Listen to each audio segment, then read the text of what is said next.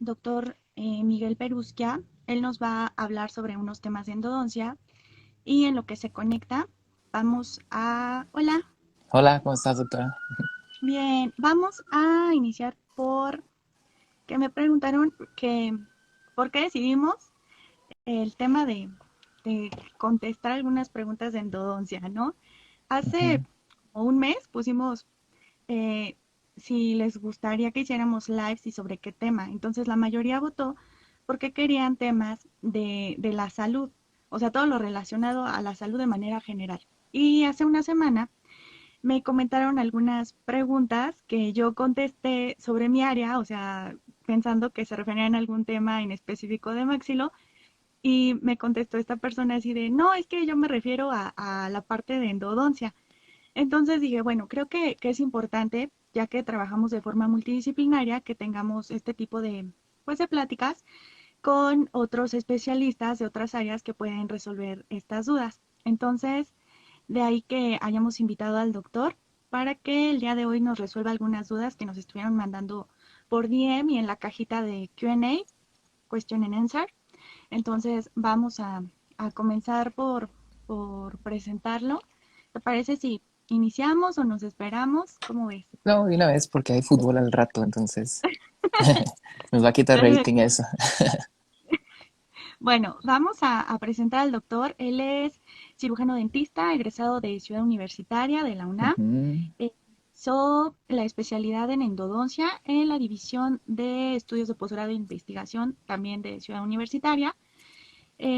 Ha trabajado como endodoncista en diferentes clínicas con diferentes expertos y especialistas de su área, además de que tiene una maestría en odontología por la Universidad Latinoamericana y actualmente pues él se dedica a su práctica privada, colabora con otros endodoncistas, va también, da clases de igual manera en el posgrado de endodoncia en la Universidad Latinoamericana y ha sido partícipe en diferentes congresos, pues todo del área de endodoncia, ¿no? Así Entonces, es. el doctor es experto en su especialidad y aceptó la invitación que le hicimos para pues que resolvamos estas dudas que nos han enviado, ¿no? Entonces, vamos a iniciar con una pregunta que nos hicieron.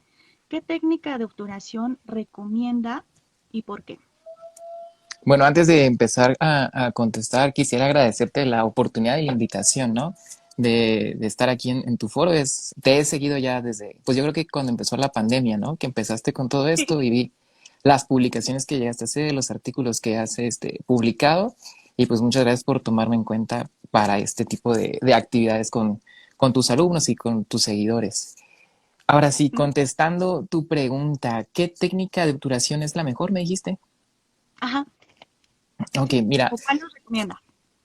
yo siempre le recomiendo a mis alumnos que la técnica de obturación sea la que ellos mejor manejan. ¿Por qué? Porque la finalidad de la obturación es, pues, como su nombre lo dice, obturar o rellenar el conducto de manera tridimensional, a lo largo y a lo ancho del conducto, ¿ok? La primera técnica de obturación que se hizo, que se empezó a utilizar fue lateral en frío, o sea, la que siempre nos enseñan en licenciatura, ir colocando las puntitas de gutapercha, ir haciendo espacio con los espaciadores digitales o el D11T y rellenándola, ¿ok? Entonces, esa técnica de obturación es considerada como el estándar de oro. Todas las técnicas nuevas que existen o que se han desarrollado, pues siempre se compara con esa. Ok. Con esto no quiero decir que sea la mejor, ajá, o sea, tiene sus deficiencias y actualmente todas las técnicas de obturación pues tienen ciertas deficiencias. Si aplicas calor cuando se enfría la gutapercha se puede retraer. Si ocupas el lateral en frío quedan espacios y no es gutapercha, es cemento. Si utilizas el ultrasonido pues al momento de estar rellenando mucho el conducto puedes sobreobturarlo y ya sea que puedas proyectar material de obturación o incluso crear algunas fracturas o fisuras en el conducto radicular. La mejor o la que yo ocupo son la onda continua de calor, o sea, literal, aplicar calor con la gutapercha dentro del conducto para crear un tope apical y después con una pistola parecida con una pistola de silicón rellenar el conducto. Con esto, ¿qué es lo que obtengo? Bueno, tengo la seguridad que con el primer segmento que yo apliqué con el calor, pues voy a crear un tope para que al momento que yo inyecte la gutapercha con la pistola, pues esa gutapercha no va a salirse del conducto, o sea, voy a quedar dentro del conducto radicular. Y aparte que el calor y bueno, la gutapercha es un material que con el calor se empieza a reblandecer. Entonces al momento de inyectarla sale caliente y de hacer compactación vertical, o sea, con algunos instrumentos llamados chillers, al hacer esa compactación vertical, pues lo que yo estoy haciendo es que esa gutapercha pues fluye a través de todo el conducto. Entonces con esto y con la ayuda del cemento pues podemos obturarlo de una manera tridimensional. Conductos laterales, conductos accesorios, conductos secundarios podrían llegar a obturarse con este tipo de técnica. Entonces, para mi parecer, la mejor sería la onda continua de calor. Claro que tiene sus ventajas y desventajas esta técnica, ¿no? O sea, ápices abiertos pues no se puede utilizar porque es muy fácil que podamos proyectar la gutapercha. Sí, esta técnica que tú mencionas Uh -huh. se relaciona mucho con una pregunta que también nos pidieron que te hiciéramos sobre, precisamente sobre esa pistola. De hecho, así me pusieron. Es cierto que existe una pistola para tapar, o sea, supongo que eso Uh era -huh. obturar el conducto, ¿no? Entonces, Ajá. esta sería lo idóneo, pero también entiendo por otra parte que no creo que todos tengan pues los dispositivos, tal vez en sus consultorios, no sé, Sí, porque exacto. aunque algunos son muy caros, ¿no? Pues mira, ya hay varios precios, varias marcas. O sea, al principio yo cuando empecé a estudiar la especialidad, pues las técnicas de obturación, o más bien las de onda de continuo de calor, pues eran pocas marcas las que existían, ¿no? Actualmente ya como que se liberó la patente y cada empresa, cada compañía está haciendo su sistema de obturación, la de onda continua de calor. Entonces, la ventaja sí es que puedes encontrarlo ya de diferentes precios, ya no solamente las grandes compañías que obviamente sus precios sean muy elevados, puedes encontrar otros precios, ajá. ¿Cuál sería una desventaja? Pues que obviamente necesitas entrenamiento, ¿no? O sea, eh, o incluso los mismos vendedores te dicen que son instrumentos o que son aparatos para especialistas en endodoncia. Cualquiera los puede comprar y cualquiera lo puede utilizar, pero no es fácil. O sea, sí necesitas, pues ya sea hacer un preclínico o estar practicando en dientes extraídos o en cubitos de acrílico para dominar la técnica. Si no, lo único que vas a hacer es que vas a creer que tú estás rellenando el conducto y te van a quedar espacios y vas a tener que desobturar y luego desobturar es un problema. Es por eso que mencionaba que la mejor técnica de obturación es la que mejor funcione en las manos de cada quien. Ahora, con Ok, respecto a la pistola, sí existe la pistola y también existen unas como si fueran las lámparas de polimerizar inalámbricas que pareciera una pluma. O sea, están esas dos variantes, las que son pistolas y las lámparas, o bueno, lo que parecen lámparas. Y funcionan exactamente igual. Colocas pellets de gutapercha en el interior de esas pistolas o lámparas y lo que hace en el interior es que lo calienta, ¿no? Tiene, dependiendo de la marca, a los 100 grados o 230 grados lo suficiente para poder reblandecer la gutapercha y después ya sea con un gatillo o con un botón ir rellenando el conducto radicular. Pero no basta solamente con inyectar y ya acabé. O sea, forzosamente se tiene que hacer la compactación vertical para que al momento de hacer la compactación pase lo que te dije al principio, ¿no? Que esa gutapercha fluya a través de todo el conducto y que con el cemento se pueda obturar todo lo que está alrededor del conducto. ok. Em, ¿Es mejor el acceso ninja? Mira, el acceso ninja es Ujú. no sé si decirlo como una área, una variante que se ha utilizado actualmente. Tiene sus ventajas. ¿Cuáles serían sus ventajas? Al momento de realizar una endodoncia, obviamente tenemos que hacer el acceso. Y al hacer el acceso, aparte de todos los postulados que hay, que es eliminar la caries, eliminar la dentina sin soporte dentinario, eliminar todo material ajeno al conducto radicular, pues se debilita el diente, ¿ok? Entonces, al tubo, al momento de quitar dentina, quitar esmalte, ese diente se ve un poco débil. Es por eso que los dientes pueden llegar a ser más propensos, bueno, los dientes con tratamiento de conductos pueden llegar a ser más propensos a la fractura por la debilidad que estos dientes pueden llegar a tener. No quiere decir que un diente con endodoncia se va a fracturar porque es un mito que existe y que a mí en la facultad me enseñaron y que un diente con endodoncia o está propenso a la fractura, que no dura más de 5 años, o que se puede llegar a, ¿cómo se llama cuando se pega el diente? Anquilosar. Anquilosar, exacto. Y no, ninguna de las dos pasa. Se fractura porque es una mala reconstrucción, ¿ok? Todo diente con tratamiento de conductos o debe tener una corona que proteja el diente o una incrustación con protección cúspida, para que el momento que el paciente vuelva a morder con ese diente, las cúspides estén protegidas y no se vaya a fracturar. Ajá. Y con Ok, respecto de la anquilosis, no se anquilosa, más bien sí sufre cierta deshidratación en el diente, que al momento de querer hacer la extracción, el diente se empieza a romper o se empieza a fragmentar, y no porque esté adherido al hueso o que el cemento lo haya haya creado una anquilosis, sino por esa deshidratación que tiene, el diente ya no es tan fuerte y por eso se empieza a fracturar o empieza a salir en pedazos, ¿ok? Pero ahora, regresando con el acceso ninja puede ser bueno en dientes que van a hacer un tratamiento de conductos por fines protésicos. ¿A qué me refiero con esto? Bueno, un diente que fue tallado para una corona, pero el tallado fue excesivo y ya está muy cerca de la pulpa, ¿ok? Entonces ahí sí podemos hacer un acceso ninja, o sea, hacer un pequeño acceso para así poder instrumentar el conducto. Obviamente, igual que lo de la obturación, pues se necesita cierto entrenamiento, porque hacer un acceso ninja obviamente te va a limitar la visión y al momento de limitarte la visión, pues te va a costar trabajo poder introducir los instrumentos, ya sean manuales o rotatorios, dentro del conducto. Si tú no lo llegas a introducir bien o llegas a crear algún estrés del instrumento, ¿qué es lo que va a pasar?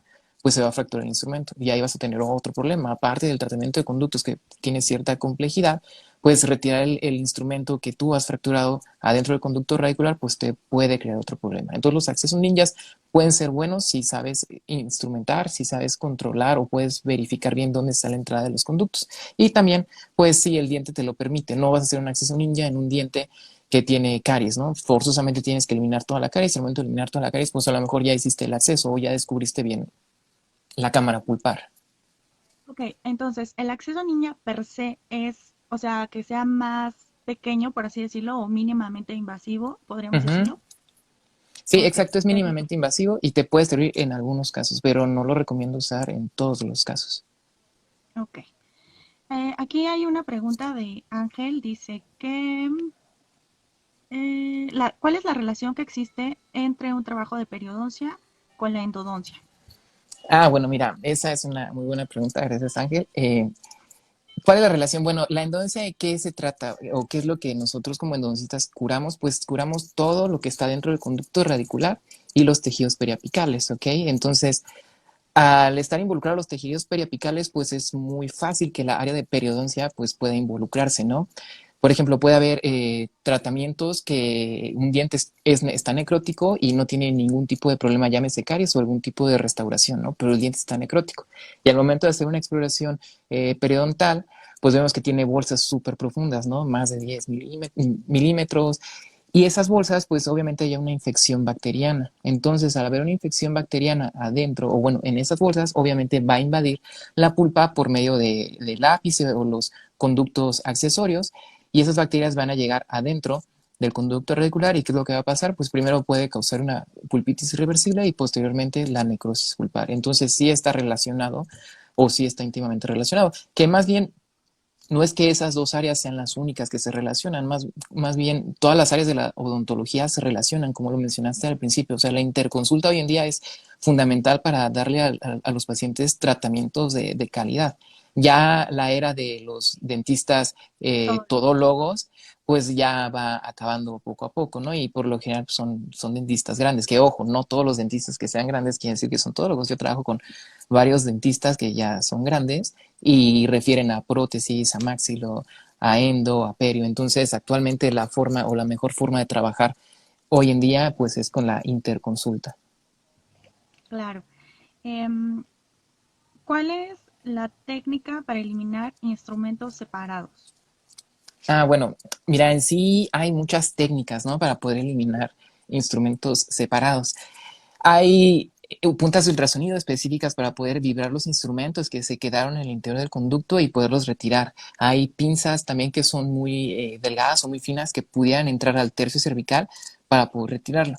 Pero más que nada de la técnica, pues se tienen que ver varias cosas, ¿no? Número uno, el mejor de los casos es que tú hayas roto ese instrumento y que tú lo puedas sacar. ¿Por qué? Porque tú sabes qué instrumento utilizaste. Entonces, por eso que es importante conocer el instrumento, o sea, qué tipo de lesión, qué tipo de corte transversal tiene, ya que el corte transversal pues va a ser fundamental para saber si hay algún espacio entre el instrumento y la dentina. Si existe ese espacio, pues nosotros con limas manuales de bajo calibre podemos intentar sobrepasar ese instrumento y ya sobrepasándolo podemos vibrarlo con ultrasonido y poderlo retirar.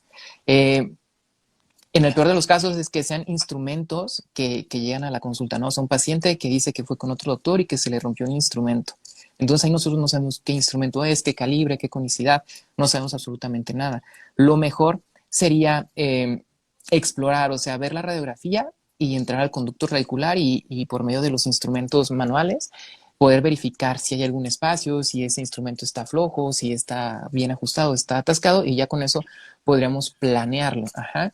Un uso importante tendría aquí el microscopio. Digamos, no, el microscopio es una herramienta que no todos los odontólogos tienen, pero es de muchísima ayuda para poder retirar los instrumentos, ya que si nosotros tenemos la posibilidad de ver el instrumento que se quedó en el conducto o que está en el conducto, pues va a ser más fácil para nosotros poder vibrarlo, poder pinzarlo para poderlo retirar. Con técnicas, pues depende, número uno, a qué altura quedó el instrumento, ¿no? Si quedó en tercio apical, si quedó en tercio cervical, si quedó en tercio medio. Número dos, que tendríamos que evaluar si quedó antes o después de la curvatura, en dado caso que el diente presentara alguna curvatura que fuera bastante pronunciada. Ya con esos dos elementos, pues es cuando nosotros podemos llegar a planear. En el mercado puedes encontrar algunos instrumentos del ultrasonido como el anillo HBW, que es un anillo que transmite la vibración a la lima, y esa lima va a transmitir la vibración al instrumento y lo puede retirar, ¿no? También hay algunos trépanos o térpanos, no recuerdo bien el nombre, que haz de cuenta son limas como huecas, las cuales tú las colocas en el interior del conducto, y introduciendo una lima en esa lima hueca puedes prensar el instrumento y poderlo retirar. Sí, También claro, sí. existen kits como el del doctor Teraguchi, el cual consta de puntas de ultrasonido, unas gates y se llaman loops. Haz de cuenta que es como un alambre adentro de un conducto, por así decirlo, el cual es un alambre muy fino, el cual literal, vas a prensar el conducto y con ese instrumento lo puedes retirar. Entonces, técnicas, pues hay muchas, pero lo primero que debes valorar es en dónde se quedó el instrumento y qué instrumento fue el que quedó. Ok, ahorita que mencionaste lo del microscopio, también nos Ujú. hicieron otra pregunta que dice, déjame la encuentro. Bueno, ¿cuál es la opinión que tienes del microscopio en endodoncia? Ya nos mencionaste que pues nos puede facilitar en este tipo de casos, pero por ejemplo, yo he visto que también hacen cirugías con Ujú. este aparato, ¿no? Entonces, ¿para qué procedimientos tú sugerirías o emplearías el microscopio? Pues mira, actualmente el microscopio es una herramienta que ha agarrado mucha fuerza, y no solamente en el área de la endodoncia, sino en la odontología en general. ¿Por qué?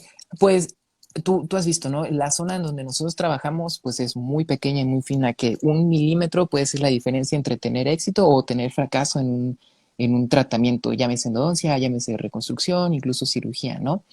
Claro. Entonces, el microscopio va a pasar a ser un instrumento de primera necesidad. ¿A qué me refiero con esto? No sé si tú alguna vez llegaste a ver consultorios dentales donde anunciaban con mucho éxito o con mucho orgullo que tenían rayos X, ¿no? Yo creo que tú, si vas a un dentista hoy y no tienes rayos X, obviamente no vuelves a poner un pie en ese consultorio. ¿Estás de acuerdo? Sin una radiografía no puedes hacer un diagnóstico de ningún área de la odontología. Entonces, muy seguramente el microscopio va a llegar a ser lo mismo. No me refiero que en los próximos 10 años, pero a lo mejor unos 20 o 15 años, puede ser que ya sea un instrumento de primera necesidad, ¿ok? ¿Se ha hecho buena odontología a lo largo de todos los años sin el uso de microscopio? Sí, sí se ha hecho. ¿Se ha hecho buena endodoncia a lo largo de los años con un microscopio? Sí, sí se ha hecho. ¿Cuál es la diferencia o cuáles son las ventajas que nos puede ofrecer el microscopio? Bueno, como te lo mencioné, pues la magnificación, ¿no? Y ya hablando específicamente en el área de endodoncia, pues el conducto radicular es un espacio súper, súper, súper pequeño. Si nosotros tenemos la capacidad de ver ese conducto demasiado grande, pues es muchísimo mejor. ¿Por qué? Porque así podemos ver qué hay dentro del conducto, en el caso de los instrumentos, ¿no? O podemos tratar de localizar algún conducto, sobre todo cuartos conductos en molares superiores. Podemos detectar si hay fisuras o si hay fracturas que a simple vista no son posibles de detectar. Entonces, con el microscopio podemos ver todas estas zonas, y la capacidad del microscopio para poder documentar, o sea, poder colocar una cámara o poder colocar una tarjeta de video para que así nosotros se lo podamos enseñar al paciente, pues es una gran ventaja. ¿Por qué? Porque el paciente tú le puedes estar diciendo, ¿sabe qué? Estoy haciendo la endodoncia y acabo de encontrar otro conducto, ¿no? Y el paciente, pues muchas veces no va a saber de lo que hablas. En cambio, si tú le enseñas la foto, le enseñas el video de lo que tú estás haciendo y lo que tú estás trabajando, pues va a tener una mejor experiencia, va a tener una mejor área, de conocimiento, o sea, ya vamos a darle a conocer qué es lo que está pasando en su diente y con eso, pues el paciente se va a ir feliz, tu tratamiento va a quedar muchísimo mejor y pues obviamente te va a recomendar, ¿no? Y tú sabes que para nosotros lo mejor es la recomendación en odontología. Claro, mira, aquí hay otra pregunta de Ángel, dice, parte del carburo de tungsteno, bueno, más bien, yo creo que quiero decir, aparte del carburo de tungsteno, ¿de qué material se hacen las limas? Bueno, la acero inoxidable, de níquel titanio, son pues lo que más hay en odontología, bueno, en endodoncia. Ok. ¿Qué opinas de la endodoncia láser? Mira, la endodoncia láser, bueno, para empezar, ¿qué es el láser? Bueno, el láser es un instrumento o una herramienta que también ha tomado mucha fuerza actualmente en la odontología, ¿ok? El láser ha existido desde, creo que desde la Segunda Guerra Mundial, ¿no? Y su finalidad o lo que lo utilizaban al principio era para poder, para radar, para el uso de radares o para poder detectar algunas minas. Fue evolucionando el uso hasta que descubrieron que esas ondas que causa esa luz, que es una luz emitida por una radiación, pues vieron que puede tener ciertos efectos terapéuticos. Ajá. Y terapéuticos me refiero que puede ayudar a la cicatrización, úlceras que no cierran las puede ayudar a cerrar, para poder desinflamar, para dar analgesia a los pacientes en zonas de mucho dolor, ¿ok? Y a lo largo de la historia, pues descubrieron que si tú le subes la intensidad a ese láser, pues puede ser más dañino, o sea, que puede llegar a destruir materia, no tanto como lo que hemos visto en las películas de que un rayo láser y que puede matar a alguien, aún no es de ese grado, pero sí una luz láser de alta potencia, pues puede llegar a destruir, ¿no? Puede llegar a crear heridas, puede llegar ¿cómo se llama? A cortar dentina. Ajá, es por eso que en odontología tenemos dos tipos de láser. Láser de baja intensidad y láser de alta intensidad. De baja intensidad, como lo mencioné, analgesia, desinflamación, cicatrización. ¿Ok? Y tanto para endodoncia como dolor orofacial. Y de alta intensidad, pues ya lo ocupamos pues para poder hacer cortes, o sea, para cirugía, poder hacer una incisión con rayo láser. Se puede hacer la incisión y al mismo tiempo que estás haciendo la incisión, pues va haciendo una hemostasia. ¿Por qué? Porque eso produce calor y tú al momento de aplicar calor en los vasos sanguíneos, pues ya no va a haber sangrado y vas a tener una cirugía más limpia, ¿ok? Ahora, con la endodoncia, en la endodoncia no es que se use el láser para instrumentar, ¿ok? O sea, el láser que es una luz que tiene una sola dirección, ¿ok? ¿A qué me refiero con esto? Por ejemplo, que tú estás lavando los trastes y se te cae el anillo al lavabo, ¿no? Entonces, ¿qué es lo que harías para poder ver dónde está el anillo? Pues prendes una luz, una lamparita para poder ver en dónde está el anillo. Pero ahora imagínate que está el lavabo y luego está el codo. El codo es donde hace la curva. Si tú proyectas la luz, lo que hace la luz es irse en línea recta, no va a agarrar esa curvatura. Lo mismo pasa con la endodoncia. Todos los conductos tienen cierta curvatura, o sea, no hay un conducto que sea recto totalmente. Por más mínima que tenga esa curvatura, siempre la vas a encontrar en todos los dientes anteriores, premolares, molares, no importa el diente que tú escojas, ¿ok? Ahora imagínate que tú quieres instrumentar ese diente con una luz láser. ¿Qué es lo que va a pasar? Pues esa luz, que es de una sola dirección, cuando toque la curvatura, ¿qué es lo que va a hacer? Pues va a perforar el conducto. Entonces ahí ya vas a tener un problema, ya perforaste un conducto. A lo que me refiero con esto es que el láser no va a suplantar, o por lo menos en la actualidad no va a ser como una opción o como una, eh, ¿cómo decirlo? Una alternativa a la instrumentación biomecánica. O sea, tú forzosamente tienes que abrir el conducto de manera manual y posteriormente usar el rotatorio que tú quieras. Ajá. ¿En dónde entra el láser? Bueno, una de las ventajas que tiene el láser de baja intensidad es que puede tener una actividad fotoacústica. A lo que me refiero es que tú puedes colocar el irrigante, que por lo general siempre es hipoclorito de sodio, y activar el láser dentro de la cámara pulpar. Así esa luz con la ayuda del hipoclorito va a activar el irrigante, va a ser como una turbina y con la ayuda de la luz, que la luz por medio del agua sí se puede proyectar al interior del conducto radicular, es así como vas a ir matando o eliminando la gran cantidad de bacterias que pueda estar dentro del conducto radicular. O sea, podríamos decir que actúa similar como a refracción, algo así. Algo así.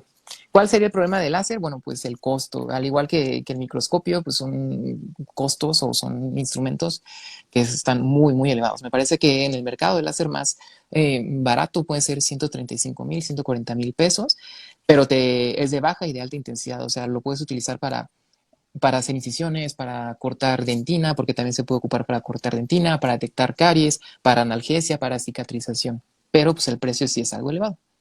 Sí, como dices, o sea, va a depender de también las funciones que tenga propiamente el aparato para poderlo modular a diferentes frecuencias, como tú bien mencionas, y poder realizar diferentes procedimientos, ¿no? Exacto. Eh, Aquí tenemos otra. ¿Qué tiempo se debe dejar pasar entre el trabajo biomecánico y la obturación del conducto? Pues mira, aquí depende del diagnóstico inicial que tengas, ¿ok? Si fue una pulpitis irreversible o una pulpa sana que fue por indicación protésica, pues ese mismo día lo puedes obturar, no hay ningún problema. Pero si ya fue un paciente que tenía una necrosis pulpar, que fue un retratamiento, que llegó agudizado y empezó a drenar dentro del conducto radicular, pues lo mejor es esperar 8 días, colocar medicación intraconductos y posteriormente en 8 días ya poder obturar. Aquí dependería, bueno, si hubo exudado o hubo drenado a través del conducto, pues verificar que en la segunda cita ya no existe ese drenado y ya obturar. En dado caso que el drenado siga, lo que se hace es cambiar la medicación y sellarlo y en una tercera cita ya obturar el conducto. Oye, ¿medicación te refieres a la intraconducto? De- Intraconducto, ok. exacto, hidróxido de calcio. Aquí, muy relacionada a esa pregunta, también, bueno, alguien nos expuso su caso de que se relaciona mucho así, que fue con un doctor, le realizó la endodoncia y tardaron en obturarla y después acudió con otro doctor, pero la obturaron en la misma cita. Yo creo que también depende del Del diagnóstico, como diagnóstico. bien Bueno, mencionas. mira, depende del diagnóstico y también la complejidad, ¿no? O sea, a veces hay conductos muy curvos o muy estrechos que cuesta muchísimo trabajo en instrumentar.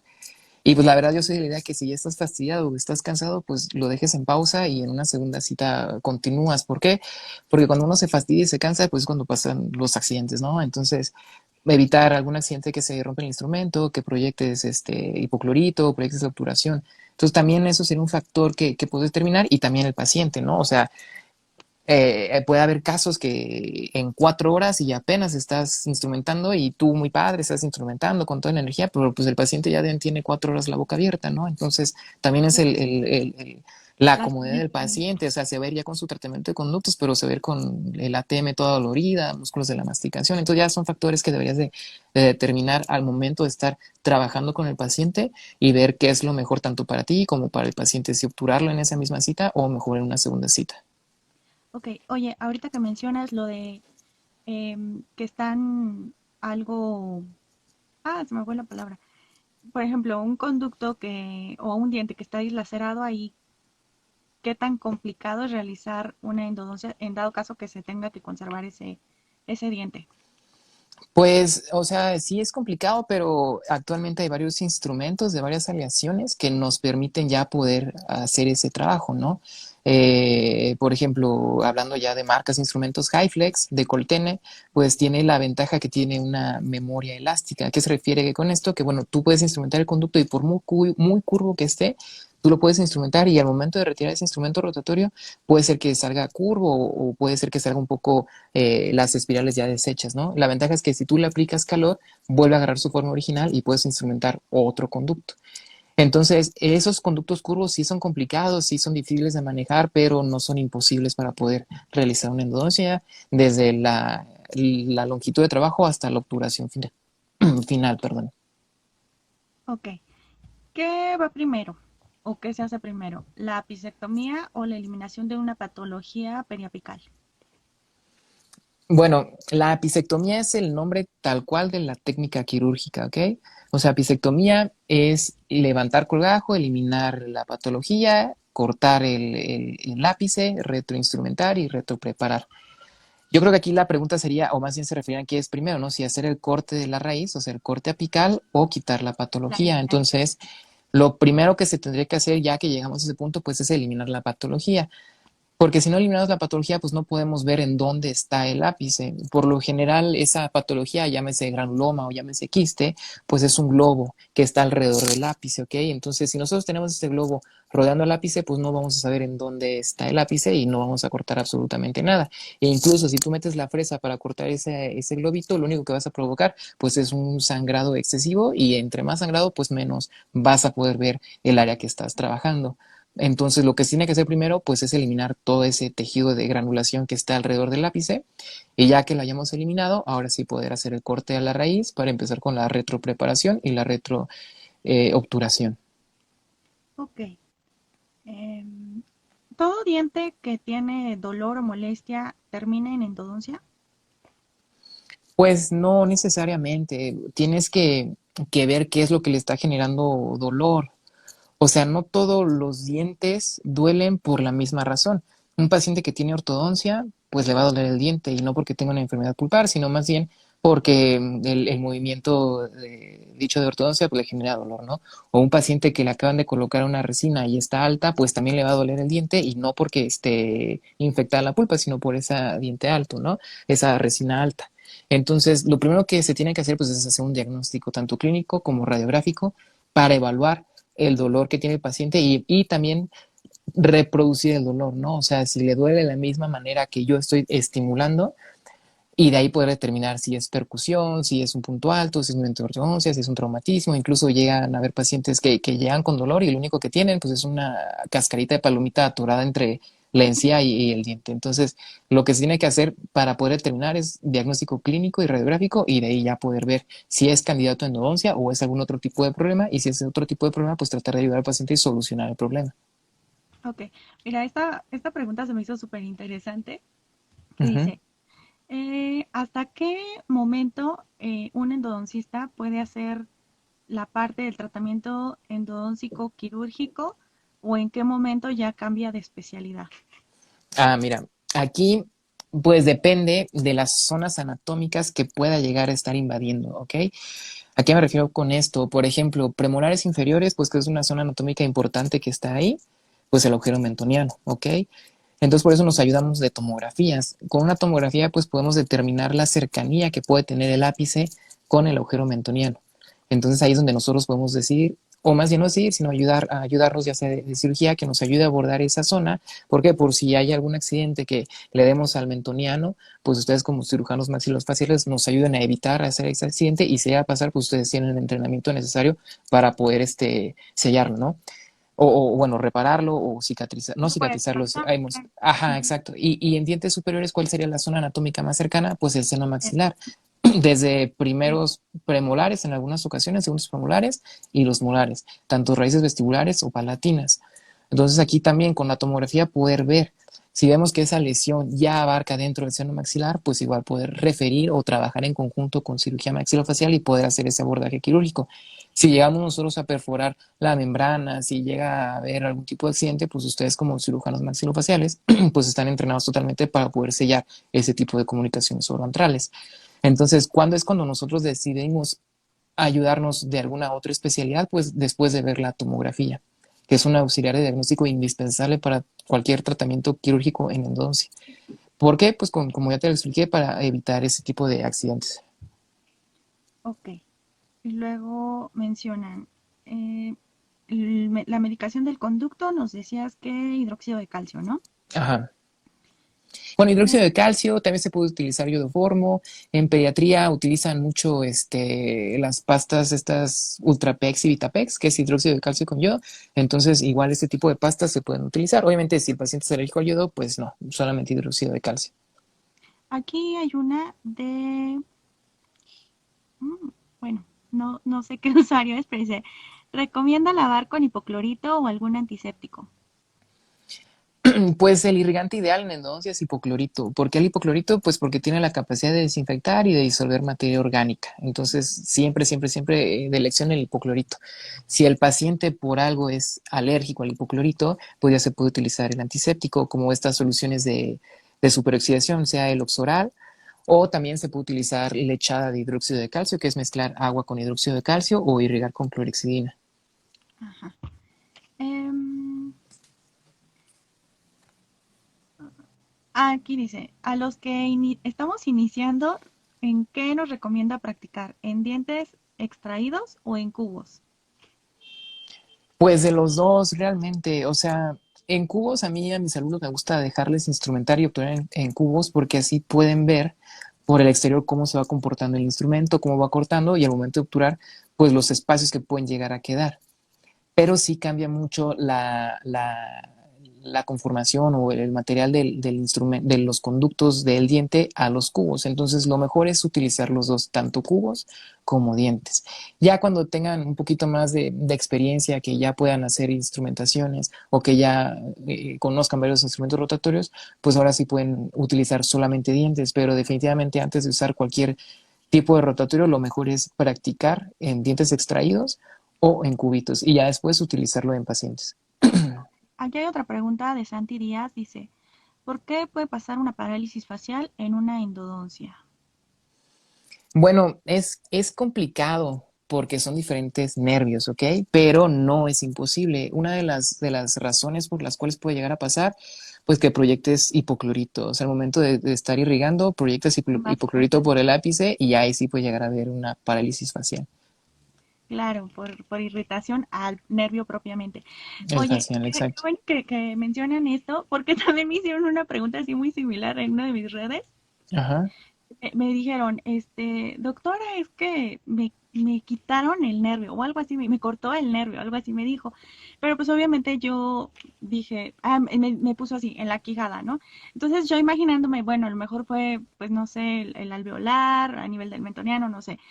Y después, o sea, yo le dije obviamente que necesita una valoración clínico imagenológica y después me dijo el paciente, me enseña su radiografía y es una radiografía periapical y creo que tiene mucho que ver la forma en la que nosotros nos expresamos como profesionistas con los pacientes Ujú. porque se refería a una endodoncia, o sea, no precisamente al nervio que yo me imaginaba, una estructura Ajá. nerviosa, y desafortunadamente, pues muchos colegas sí emplean este término y le dicen al paciente, no, es que el nervio, es que lo que tiene adentro, en lugar de hablar propiamente decir, pues la pulpa, ¿no? O el diente tiene estas partes o se conforma por estas capas y lo que da sensibilidad o nutre o no sé, ¿no? De alguna forma es la pulpa. Entonces les dicen el nervio y creo que eso genera mucha confusión porque también por acá vi ahorita una pregunta algo así y lo que no nos damos cuenta es que por medio de las redes tienen acceso tanto pacientes como colegas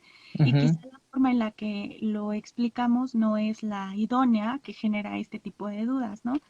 Sí, Entonces, ujú, pues muchas veces como que lo explicamos, o más bien no lo explicamos, sino tratamos de ocupar un lenguaje coloquial para que el paciente nos pueda entender, que en parte está mal hecho, porque como tú dices, siempre llegan los pacientes y me preguntan, me vas a matar el nervio. Y así, señor, ¿cómo le explico que su nervio ya está muerto, no? O sea, usted viene por una necrosis, no le va a matar, su nervio ya se murió.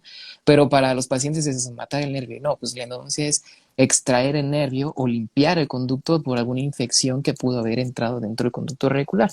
Entonces, concuerdo contigo, o sea, no hay que tratar a los pacientes como si fueran estúpidos porque realmente pues no lo son, o sea, hay que hablarles con sí, propiedad. Ya de plano, si el paciente no entiende, pues ya podemos utilizar algún otro tipo de término y siempre decir al paciente, oye, si entendiste, no entendiste, no tengas pena y te puedo volver a explicar con toda la confianza. claro. Aquí hay otra pregunta que se me hizo muy interesante y dice, ¿a todos los pacientes que se les hace endodoncia les tengo que mandar antibiótico? No, no todos. O sea, el antibiótico está indicado cuando vamos a tratar a algún paciente que está inmunosuprimido, cuando un paciente tiene alguna infección ya bastante grave, por ejemplo, que que estuvo drenando el conducto o que ya llega con un absceso bastante grande, ahí es donde se tendría que mandar antibiótico. En una pulpitis irreversible o en un diente necrótico que no nos dio ningún tipo de drenado, no es necesario mandar antibiótico, solamente la medicación intraconducto. Ok. Aquí hay otra pregunta también muy interesante. Dice, ¿qué hacer cuando se infiltra hipoclorito en los tejidos? Bueno, pues lo primero que tenemos que hacer es conservar la calma, porque lo que primero que va a pasar es que el paciente va a gritar y le va a doler. Aunque esté Llevarle. anestesiado, le va a arder bastante. Y lo que yo le digo a mis alumnos es que si tú pierdes la calma y te ve nervioso, pues el paciente se va a poner más nervioso y tú ver al paciente nervioso te vas a poner más nervioso y va a ser un ciclo vicioso y no vas a poder hacer nada. Entonces, primero mantener la calma. Lo que tienes que hacer primero es tratar de succionar. todo el hipoclorito que tú pasaste, ¿ok? Ya sea con la jeringa, ya sea con el inyector, tratar de succionar. Posteriormente, lavar con suero fisiológico para que todo el hipoclorito que se pudo haber quedado ahí, pues salga a través del suero. Ajá. Ya colocas tu medicación intraconducto, sellas el conducto y esto va a ser inevitable. El paciente se va a inflamar, se va a poner morado y el siguiente día va a estar así con el cachete o la mandíbula y le va a doler bastante. Por medio de medicación, antibióticos se tiene que mandar. ¿Qué antibiótico? Pues dependiendo que sea el paciente, ¿no? O sea, me refiero, si es alérgico a penicilina, pues mandar clindamicina. Si tiene alguna úlcera gástrica, pues mandar algún otro tipo de medicamento. Y inyecciones de dexametasona, una cada 24 horas para poder bajar un poquito la inflamación que el paciente inevitablemente lo va a tener. Y explicar al paciente, oye, ¿sabe qué? Pasó un accidente, desafortunadamente la sustancia que yo ocupo para irrigar pues se nos pasó a través del lápiz. Es por eso que le dolió, es por eso que mañana va a amanecer inflamado, es por eso que mañana va a amanecer con tal parte de la cara súper morada. No se preocupe, todo está controlado. Con esos medicamentos que le voy a mandar, con esas inyecciones que le van a tener que poner, vamos a poder disminuir esa inflamación, ese dolor, y lo mejor sería verlo al siguiente día. Al siguiente día, ¿qué es lo que vas a hacer? Absolutamente nada. Vas a revisar al paciente, puedes abrir otra vez el conducto, puedes irrigar otra vez con suero fisiológico y volver a sellar. No va a haber ningún cambio, el paciente va a estar inflamado, va a estar morado. Ya hasta dentro de una semana es cuando empieza a haber ese tipo de cambios, siempre y cuando pues, el paciente te haga caso y siga el esquema que tú mandaste con antibióticos y con inyecciones.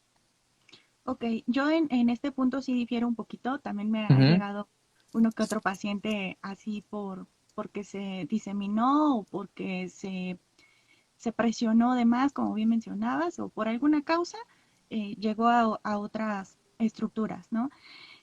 Yo no suelo mandar a todos los pacientes de forma indiscriminada algún corticosteroide.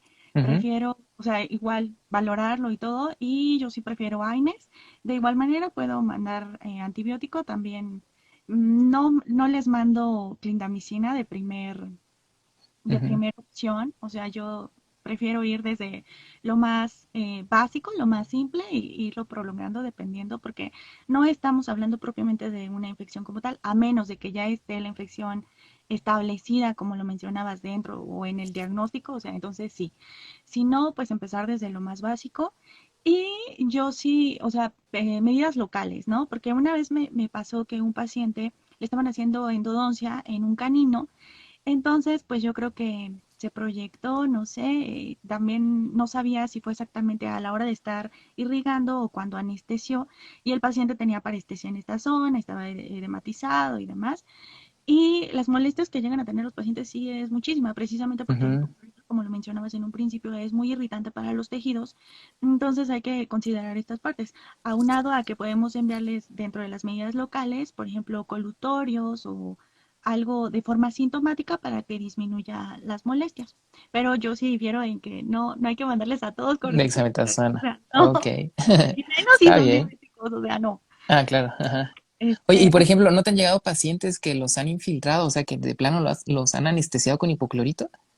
no, Fíjate que eso no, es algo muy común. En algún momento se les hizo fácil los cartuchos de anestesia para poder no. irrigar, los llenaban de hipoclorito. Entonces, con la aguja delgada de la Se anestesia iba. podían irrigar, ajá, pero lo que pasaba es que confundían esos cartuchos. Entonces, al momento de creer ellos que están anestesiando, en lugar de estar anestesiando anestesia, pues era hipoclorito. Entonces, ya te imaginarás lo que pasaba. Había pacientes que perdían ojos, que perdían el maxilar o la mandíbula porque estaban infiltrando literal hipoclorito. Y pasó No. algo muy similar. Hace poco salió una nota de esas amarillistas de los noticieros que según una señora había ido que le habían hecho una endodoncia. No recuerdo si había perdido la mandíbula o había perdido no sé qué, pero le echaban la culpa al endodoncista y era porque había proyectado, que según le había inyectado, ¿cómo se llama esta? Formocresol. Ah, Y pues ok. el formocresol no se inyecta, o sea, son frasquitos, ¿no? Y aparte ya está en desuso. Los pediatras, pues, Sí. tengo entendido que ya no lo ocupan mucho, ocupan una pasta que se llama CTZ. Entonces decía que le habían inyectado formocresol y eso empezó a decir Pero ese lo ocupaban más para retratamientos, ¿no? lo ocupaban como para momificar la pulpa, ¿ok? Si había mucho dolor, lo que ocupaban en adultos era como momificar la pulpa para que ya después regresara y ya poder quitar la pulpa sin que tuviera dolor el paciente. Pero aquí decía en la nota que le habían inyectado formocresol y que por eso había perdido la mandíbula, pero no, más bien lo que le inyectaron, si es que fue igual lo que dicen que le inyectaron, pues seguramente fue hipoclorito, proyectaron hipoclorito o quisieron anestesiar y utilizaron esos cartuchos de anestesia llena con hipoclorito y eso fue lo que le pasó al paciente. Ok, aquí dice, bueno, no recuerdo si usted ya te lo dice, mejor técnica para instrumentar. Pues depende, o sea, depende del conducto. Si hay curvaturas muy pronunciadas, si hay conductos muy calcificados. Ahora sí que depende. Todos los instrumentos son buenos, todos los instrumentos te ofrecen ciertas ventajas. Ahora sí que ya es el que más te acomoda. Lo mejor, obviamente, sería utilizar rotatorios, hacerlo de manera rotatoria, porque lo puedes hacer un poquito más rápido. Pero igual, técnicas manuales lo puedes utilizar. Muy bien, aquí dice, ¿cuáles son los mejores instrumentos rotatorios? Pues el mejor instrumento rotatorio es el nuevo, o sea, el que vas a estrenar, el que apenas va a salir del sobrecito y lo vas a utilizar. ¿Por qué? Porque ese instrumento rotatorio pues tiene el filo al 100%, vas a poder eliminar o cortar la dentina necesaria, no va a estar tan desgastado ese filo, por lo tanto, que se te fracture por torsión o por fatiga cíclica, pues no va a pasar. Entonces, el riesgo que tienes que se te fracture un instrumento nuevo es, podría decirlo, nulo, o sea, 100% que ese instrumento va a salir entero del conducto radicular. Entonces, el mejor instrumento es el nuevo, el que vas a estrenar. Oye, y por ejemplo, los instrumentos que son nuevos, así como dices, que abres del paquetito, ¿lo esterilizan? ¿Ya viene estéril o qué? Ah, no, ya vienen estériles. La mayoría de los instrumentos rotatorios vienen en sobrecitos y esos mismos sobrecitos viene una leyenda que dice ready for use, o sea, listo para usarse. Eso quiere decir que ya está estéril. Si por algo no tiene esa leyenda, puede ser que no sea estéril, pero la verdad, ya todos actualmente te los dan estériles. ¿Por qué? Porque al momento de tú esterilizarlo, el calor le va a quitar filo y si tú le quitas filo, pues va a ser más propenso a la fractura. Entonces, por lo general, siempre los rotatorios ya vienen estériles. Ok, ¿y en qué esterilizan ustedes sus limas, por ejemplo? Pues ¿En autoclave. No, ok, en el autoclave. Hay unos de cuarzo que son buenos porque colocas el instrumento o la parte activa en esos cristales de cuarzo y luego te lo esteriliza. Cuestión de segundos y lo puedes volver a utilizar. Pero por lo general siempre es autoclave.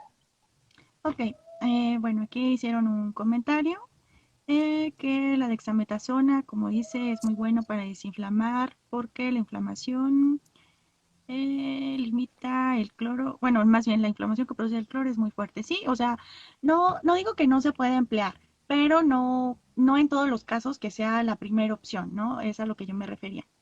Aquí tenemos otra pregunta. Eh, ¿Qué? ¿Todos los dientes que sufren algún traumatismo o fractura se pueden salvar con endodoncia? Pues mira, depende. ¿De qué depende? Pues de la fractura. O sea, hay fractura que abarca solamente esmalte, que si tú puedes salvar o puedes recuperar ese pedacito de esmalte, pues lo puedes llegar a cementar con cemento dual y listo, se acabó el problema. Si ya involucra la dentina, igual puedes reconstruir con una resina o con alguna corona. El problema vendría si ese traumatismo ya llega a la pulpa. Ajá. Eso hablando si es una fractura que solamente es la corona clínica. Ahora, si ya esa fractura abarca la raíz, pues depende, ¿no? Si hay fractura vertical o fractura horizontal. Fracturas verticales, definitivo extracción. No hay nada que pueda sellar y no hay nada que podamos hacer con ese tipo de dientes. Ya, extracción totalmente. Fracturas horizontales, sí se ha demostrado que puede llegar a crearse un tejido de granulación que después ese tejido se puede llegar a calcificar con el cemento y se puede salvar del diente de endodoncia o de la extracción. Ajá. ¿Qué es lo que se tiene que hacer cuando hay un traumatismo?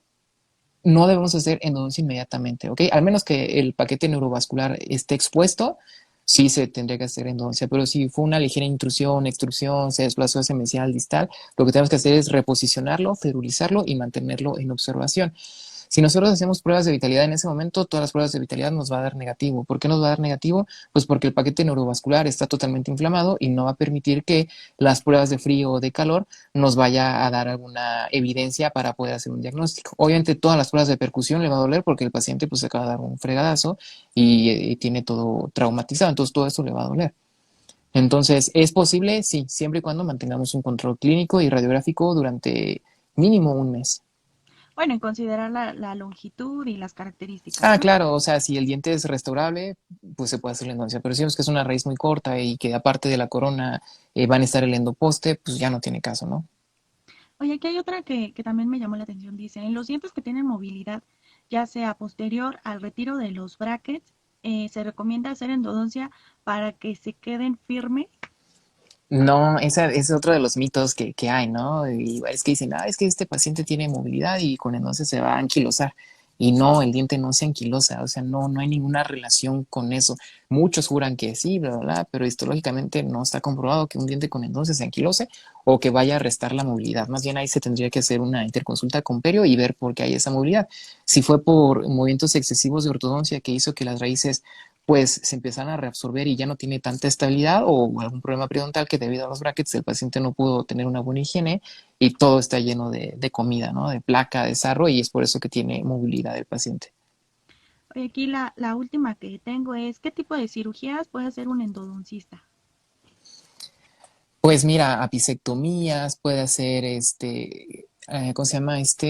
Reimplante intencional, autotransplante, hemisecciones, legrados apicales.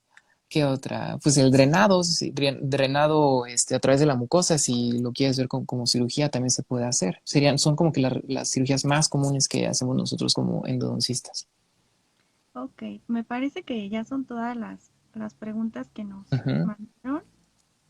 Tienes muchos Perfecto. saludos, Sí, muchos ahí vi gracias. algunos comentarios.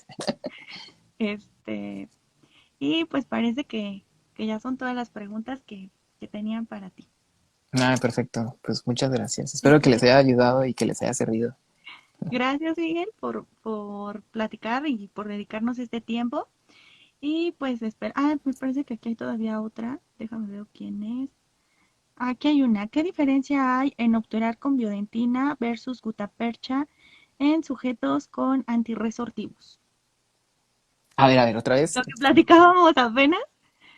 ¿Qué diferencia hay De al obturar obturar con biodentina versus, Biodentin ha de ser, ajá, o sea, contra biodentina, gutaper. gutapercha en pacientes que usan antirresortivos, o sea, osteonecrosis, enosumada? Ujú. Pues mira, el biodentín no es un material de obturación del conducto, o sea, el biodentín es un cemento biocerámico.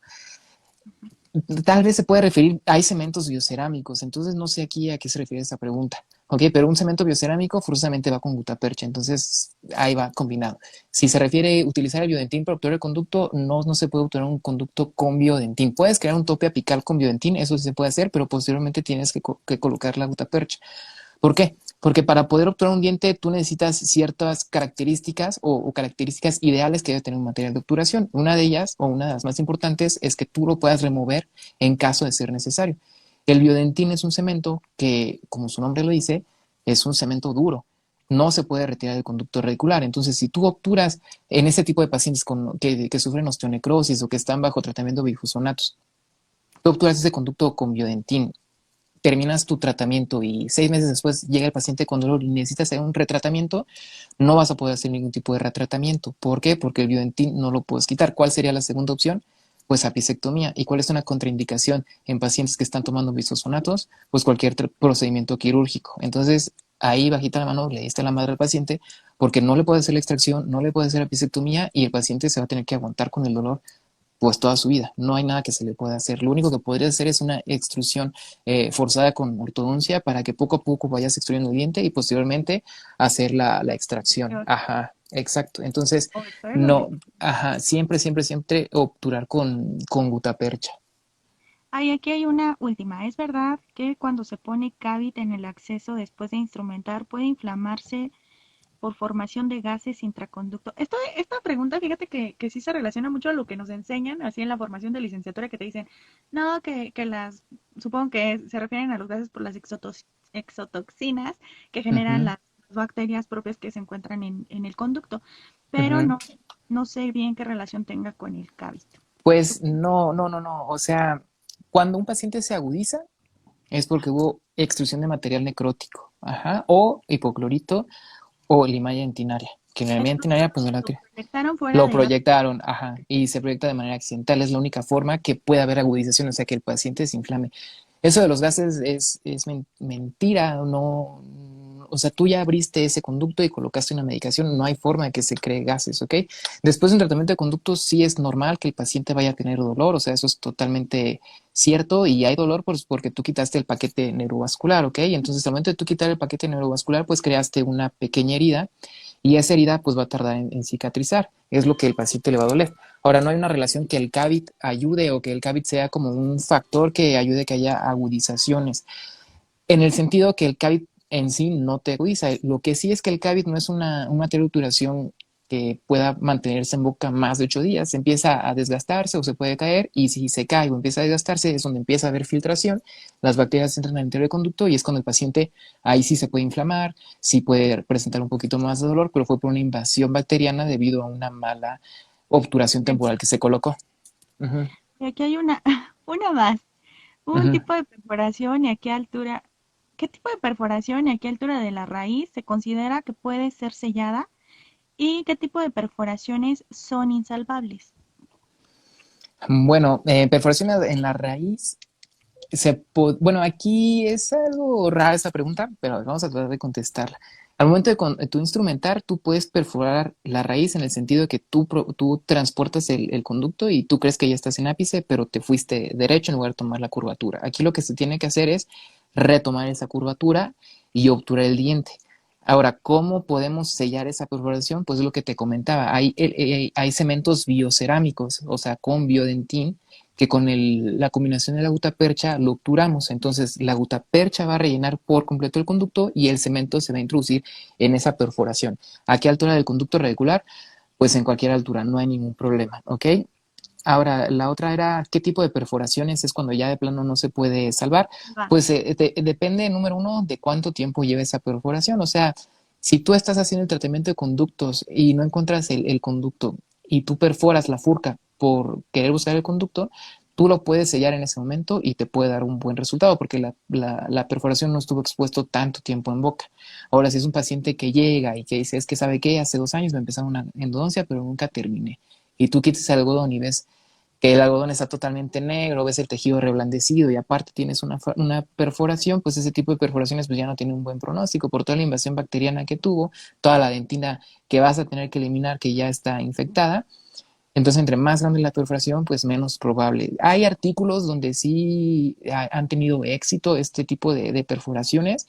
Entonces, aquí lo importante es explicar al paciente, sabe que tiene una perforación bastante grande que probablemente no se pueda salvar. Lo podemos intentar con este material que se llama MTA o que se llama biodentina, hacer el tratamiento de conductos y mantenerlo en observación. No le garantizo que este diente se pueda mantener en boca, pero podemos hacer el intento. Y ya quien tiene la decisión, pues es el paciente. Oye, aquí hay una última perforación en furca igual a extracción. Sí, ¿no? Depende del tamaño. O sea, depende ¿Pero del sí lo puedes tamaño salvar de la... Sí, en en la algunos furca? casos se puede salvar. Ajá. Depende Ok. del tamaño. Si es muy grande, pues se pudiera intentar, pero ya depende del tamaño de la perforación. Bueno, ahora sí ya son todas las. Ah, no, una última, dice. ¿Sería falso que existen bacterias productoras de gases dentro del conducto en una necropulpectomía? Pues, o sea, sí puede haber bacterias que produzcan gases, pero al momento de tú estar instrumentando y estar limpiando, pues estás eliminando esas bacterias, ¿no? Entonces, más bien cuando tú terminas de hacer tu necropulpectomía, pues ya debe estar totalmente, no estéril o más bien no desinfectado, pero sí debiste haber bajado la cantidad de bacterias que había dentro. Entonces, ya no debería haber el riesgo de que haya alguna agudización. Si se llega a agudizar, lo más probable es que se extruyeron bacterias o material necrótico al exterior del ápice. Sí, también tendría que ver que al abrir, como dices, el conducto y estar trabajando, cambias el ambiente de la bacteria, ¿no? Entonces, Ajá, si era exacto. anaerobio, ya metiste aire u oxígeno, Ujú. Y ya se ya va a lo alterar la cambiaste. bacteria. Exacto. Ujú. Bueno, ahora sí, Mike, muchísimas gracias por estar con Gracias a nosotros. ti. A todos los que nos acompañaron en esta transmisión y por sus preguntas también. Y pues esperamos vernos pronto con más Sale. información. Sí, Bueno, claro, cuando gustes, pues ya sabes. Con mucho gusto vuelvo a participar, ¿vale? ok, gracias, Mike. Bye, nos vemos. Adiós. Adiós a todos. Bye.